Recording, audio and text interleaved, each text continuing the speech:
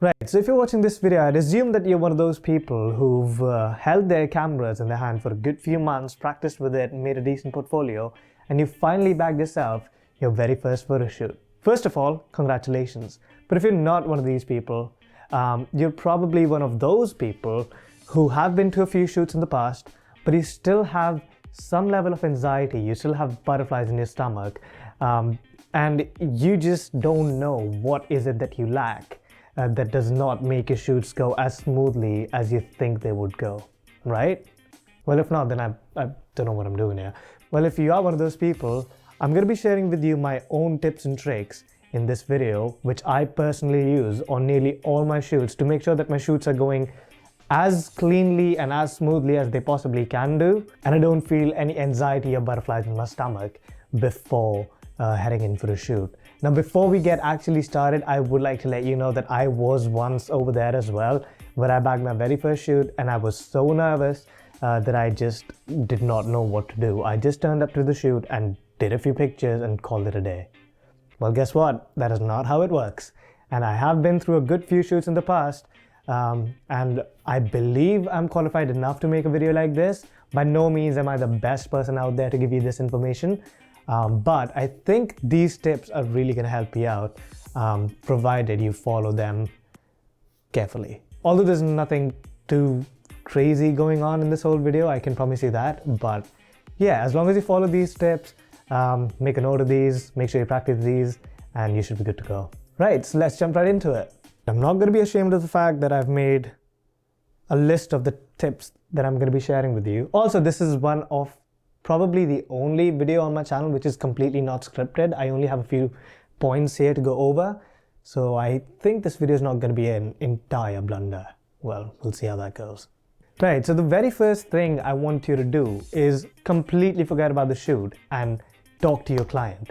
Now, when someone hires you, it's your duty to call them up and arrange for a meeting. Now, this meeting can be wherever you want. Just make sure that everything's comfortable, be it over a coffee or whatever, but go and speak to your client so that you both can be comfortable with each other, so you both understand each other and where you both are coming from, right?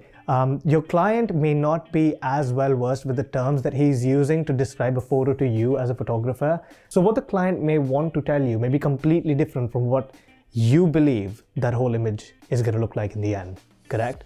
Well, this is your moment to ask for the client for a reference image so you know exactly what the client wants and how he talks about the said kind of a picture.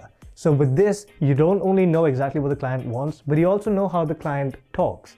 Now, a few people tend to over-exaggerate or over-enunciate what they want, or a few people tend to under-enunciate what they want. Well, now you know your client a lot more, right? So now you can know exactly what he wants by the way he talks and by the way he describes things a lot more.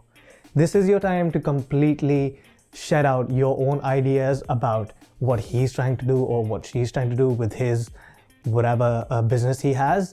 And if you have any creative ideas, clients always love it. Well, most of the time they love it if you have any of your own friendly suggestions towards how the pictures can come out to be, or if you want to try a different kind of style. If you want the photo shoot to be indoors, if you want it to be outdoors, if you want to have different sorts of lighting in, if you want to have a plain lighting, completely up to you. The ball is in your park because you're the creative person here.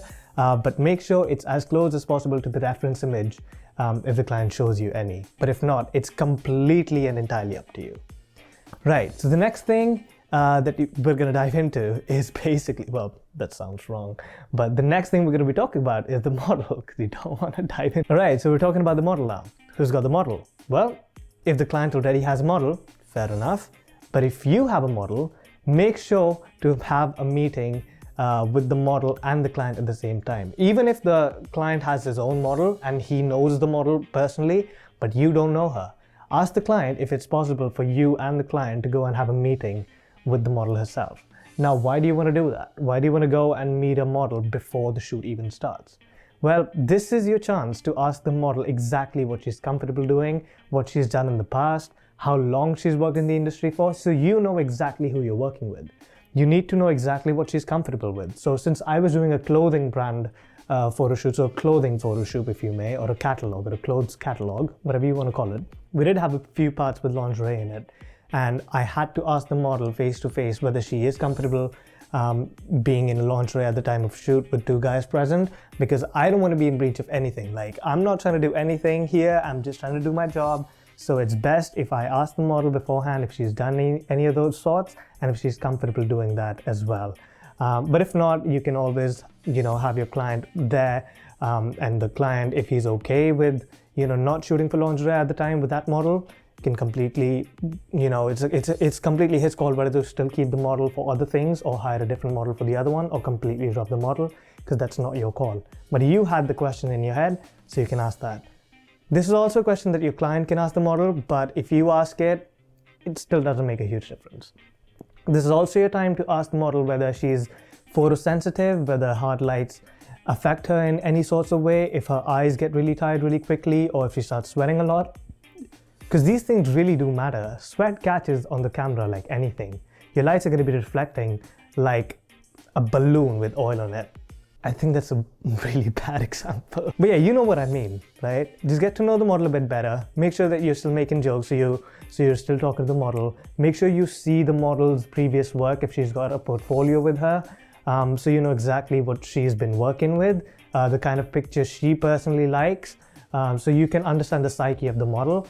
And the three main things that I want you to ask the questions to the model is about the poses, whether she knows her own poses or she wants you to direct them, or whether she wants the two of you to work together, which was in my case. So my model, she was a really beautiful model, by the way. Her Instagram and everything is going to be linked in the description, by the way.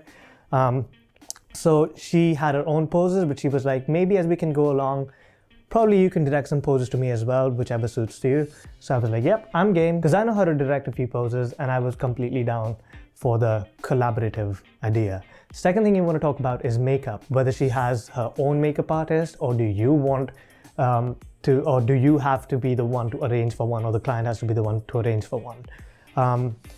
Thirdly is the accessories. Now, since I was doing a clothing shoot, accessories are a big part of clothing, right?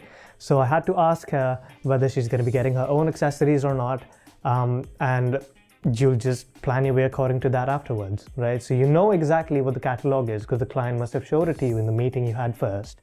And then you know exactly what kind of accessories you're looking at if you have some style sense. But if you don't, it's not a huge problem because the client should be pairing up the clothes for you. So that's that. Not a huge problem. Now you know the client, now you know the model, you know exactly what you're supposed to do, you know exactly how they both work, and now you know exactly what the two want. This basically cuts your worries in half, trust me. Because the day a person is walking into the photo studio for the very first time, the only thing he's worried about is the fact that he probably doesn't know the people he's about to be meeting, he doesn't know them personally, he doesn't know how he's going to react to them talking. So by doing these two meetings and talking to them so much, this should really terminate a lot of your anxiety, right? Because at the end of the day, it's going to be like meeting friends in a sort of way. Well, you're still far away from your photo shoot. Your photo shoot is still a few days away. Now, what are you going to do in this bit?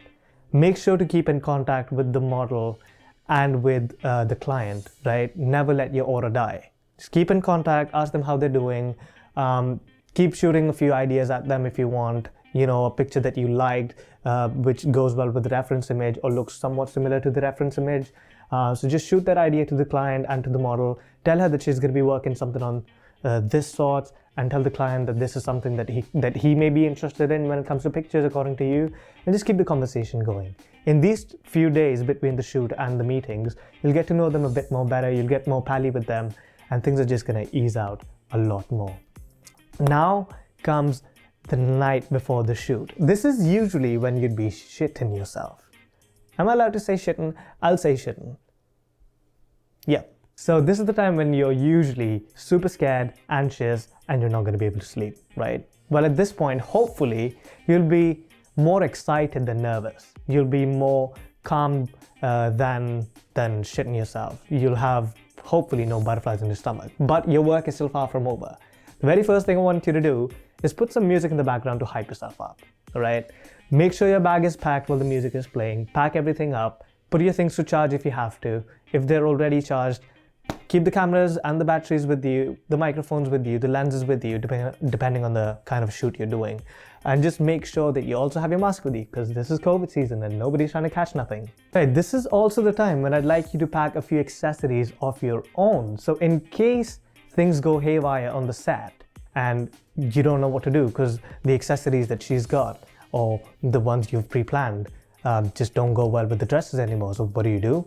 You have a few backups that may or may not be perfect for what you're looking for. So I personally tend to carry a few of these. Now this is obviously in black, but I have a few good color variants of these. I have like 6-7 of these in different colors that would look good. These go well with guys and girls both. These are magnetic. I do not have my ESPs because I'm too much of a pussy for that. And I pack a few shades, I pack a few wristbands, I pack a couple watches if I got them. And you know, I just know that I'm ready in case anything goes haywire when it comes to accessories. Another thing I want you to do is look at a few videos. Don't feel that you're gonna get any smaller or you're gonna end up losing some respect just because you're watching some YouTube tutorials. Now go on YouTube, look at some lighting tutorials, look at some photography tutorials even. Now I know that you've held your camera in your hands for a really long time and you know exactly what you're doing, but no. I mean, yeah, but also no. Don't be afraid of trying something new. There's always something new on the internet that you may want to look into, and those things can come out to be really sick sometimes. And in case something breaks down, you know how to do photography for clothes with just one light and one reflector. This is what I did, and I did end up using that, and it worked well. See, you can handle the situation by adding more knowledge. More knowledge never goes to waste. That's what my mom said. Thanks, Mom. It still works. But yeah, watch a few videos on lighting, watch a few tutorials on how to take pictures for clothes, because that's what I was doing, so clothing photography tutorials. But whatever you're going into, whatever you're shooting for, make sure to search for a few videos and just refresh your knowledge. Just make sure you're up to date with the current trends. And with this, the more videos you watch, the more comfortable you'll feel. Now, when you're done with this, turn off the music in the background, which I don't even think you remember you turned on, but well, turn it off and get a decent 6 to 8 hours of sleep. You want to be fresh and you want to be super calm and collected on the day of the shoot. Now comes the time of the shoot. And this is where people absolutely lose their shit. This is where people just go completely dumb in the head. This is what happened to me on my first shoot as well. I approached and I was completely blank. I was like, what was I here for again?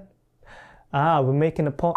So what I want you to do is do not go to the set on time. Hear me out. I don't want you to be a diva. I don't want you to be, you know, an attention seeker and arrive late. It's completely the opposite. I want you to arrive at least an hour to an hour and a half or even 2 hours earlier so you can set up the whole place, make sure it's clean, make sure your lights are set up, and make sure just everything is in the correct space. Before you even get to the space, just make sure that you want the place to be a very, very healthy and a very friendly atmosphere. So if you can arrange for music, if you can arrange for food and drinks while the shoot's going on, just to be there so, you know, people can take breaks and eat and have a few drinks together, and just, you know, enjoy some music in the background throughout the length of the shoot. It's always good to have music. Music is never gonna give you up. It's never gonna let you down.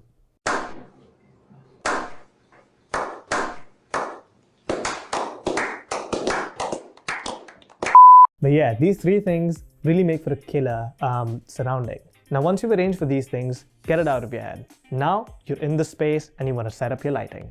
Now, the reason you want to be there with your client is so that he can supervise everything that's going on. That's one thing.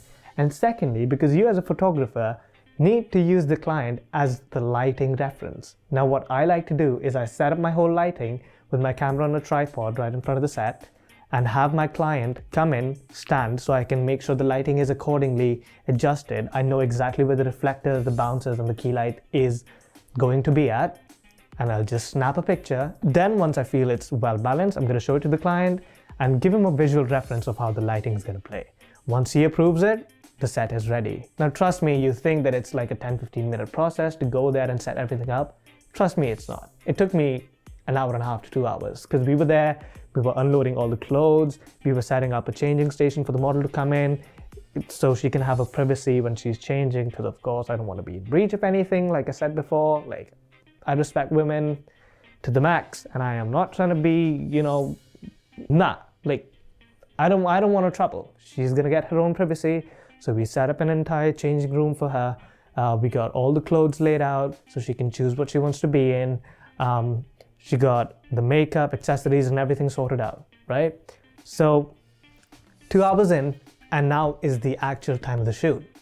Now you are going to go and do your magic. Go in, take pictures, and just fire away, right? Almost.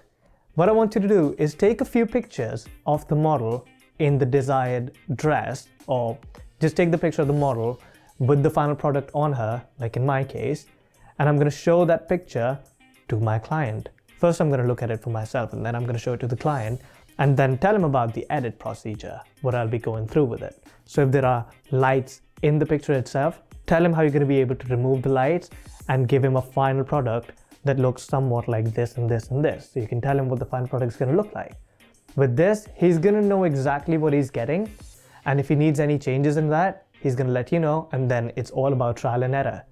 Take that picture, make sure that it's according to the client's needs, show it to him, make him understand the edit procedure, and if he's fine with it, your next whole part of the shoot is going to go super, super smooth. Make sure to maintain that friendly atmosphere, make sure to be cracking jokes, make sure to be laughing, make sure the air conditioning is set to a comfortable temperature for everybody so nobody is sweating their tits off, and it's just a really nice, cool and comfy environment amongst everybody present there. So everyone's having a good laugh, everyone's got food, everyone's got drinks, there's music in the background, and there's a professional photo shoot happening right in front of you. This is how it goes, and trust me, it works perfectly. It's not only going to smooth the experience out for the other people, it's also going to make you feel a lot more calm. Trust me on that. One more little tip, or one slight little trick for you as a photographer is, after every picture, no matter how good or bad it is, make sure to compliment the model for it, right? Because as long as you keep complimenting the model, she's going to feel that she's doing a good job, which undoubtedly she is, and she's constantly going to be giving her best. Because once she feels demotivated from the inside, you'll know on her face that she's just not willing to work anymore, because she just feels so degraded that she doesn't want to do it. Nah, just don't be that person. Just keep the compliments coming after every picture. Just make sure that she knows that she's doing a great job and the pictures are coming out to be very good. And if you feel the need for a change, you could always suggest a change by saying, oh, this is a great picture, but do you think we can try something like that? Do you reckon we could try something with this? You reckon you want to try this pose? You reckon you want to try that pose?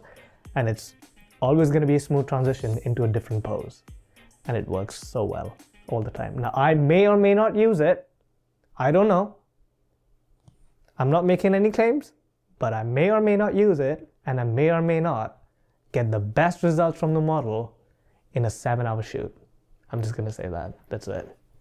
Now, once your shoot is finally finished, your job is still not done. Now, there are 2 ways you can go about these things after the shoot. Well, you can have a laptop there, and you can import all the pictures in your laptop and show everything to your client and show him the 600 to 700 pictures you've taken, because you don't just snap one picture, you snap a good few pictures for everything you're doing. And the client is gonna select all the pictures that he wants, and those are the final pictures that you're gonna be editing afterwards. Super important. Do not get rid of the other pictures just yet. So make sure that you have client's preference in a separate folder altogether.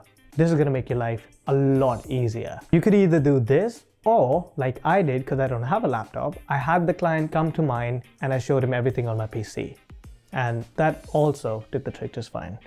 Now what you're gonna do is just one picture, the very first picture you work on, make sure that you turn it into the final product with all the editing from Lightroom all the way to Photoshop, and then to the final highest quality render.